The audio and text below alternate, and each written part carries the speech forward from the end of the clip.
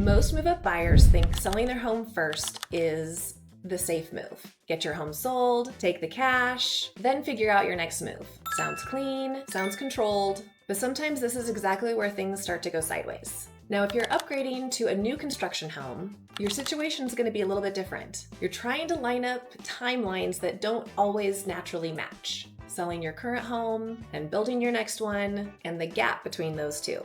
And that's where most of the stress and the bad decisions and loss of leverage happen. So why selling first feels safe? Let's start with why people do it. Selling first gives you clarity. You know your number, you know your equity, you know you're not carrying two payments. It feels responsible, and in a vacuum, it is. But this isn't a vacuum. This is a sequence. What actually happens after you sell your home? Once your home is sold, you feel pressure. Now you're on a clock in temporary housing, coordinating storage, and possibly moving twice. And most important, you've lost flexibility because now you need the next home to work. Not necessarily want and not necessarily need. And sometimes that changes how you negotiate, how you choose, and how patient you can be. Here's where the new construction timeline starts to complicate things. Build timelines are not exact. They're estimates. 6 months can turn into 8, and 8 can turn into 10. Weather, material, laborers, inspections, things shift. So if you've already sold, now you're trying to bridge a moving target, and that's where the costs start to stack up. Short-term rentals, storage, double moves, and a lot of stress. This is a real issue. When you sell first, sometimes you give up timing and control. You're reaching instead of choosing. You just take what's available. You accept timelines that you wouldn't normally accept. You rush decisions just to stay on track. And for move-up buyers, that's not always what you want. It's the opposite. This move is supposed to be intentional, not reactive. So smart buyers do it differently. Buyers who handle this differently don't just sell and figure it out later. We build a plan around both sides.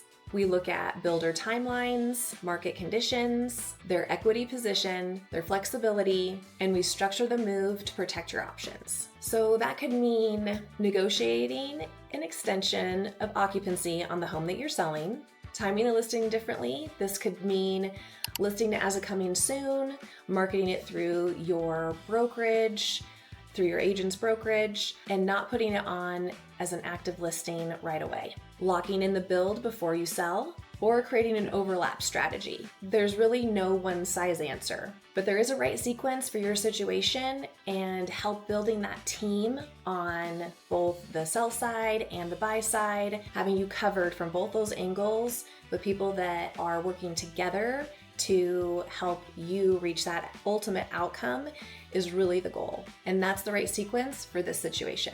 So the goal isn't always safety, it's control. This is a mindset shift. So most people optimize for safety, but in this move, you should really optimize control. And we're talking control of timing, decisions, negotiations, and stress. Because when you have control, everything else gets easier. Now, I've recently done this with a couple of clients of mine.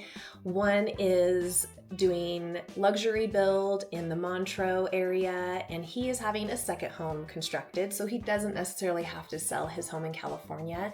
But I do have another client from California that is selling their home and had to sell their home to buy the new home. And having that team in place, the realtor that I referred my client to a year and a half before he was even ready to list, having a plan in place and starting the work early.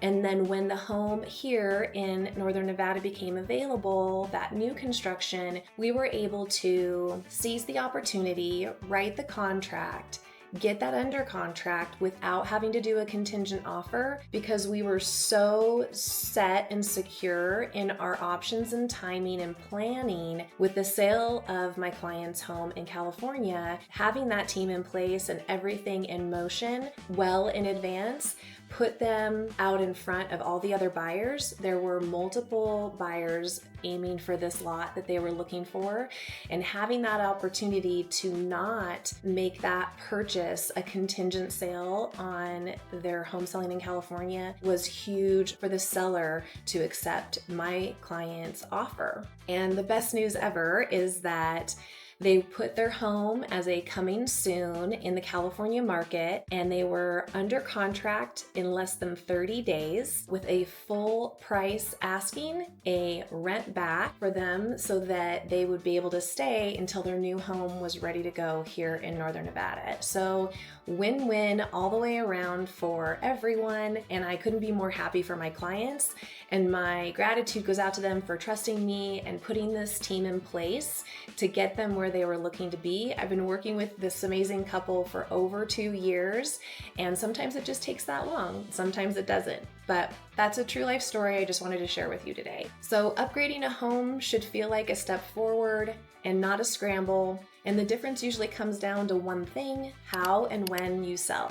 If you're thinking about making this move and possibly building something new, don't just default to what feels safe. Make a plan that actually works. And if you want help mapping that out, please reach out to me. I will walk you through how to structure the plan that's right for your situation. If you found this video helpful, please hit that like button, subscribe, and let me know what areas you're thinking of maybe moving to in Northern Nevada.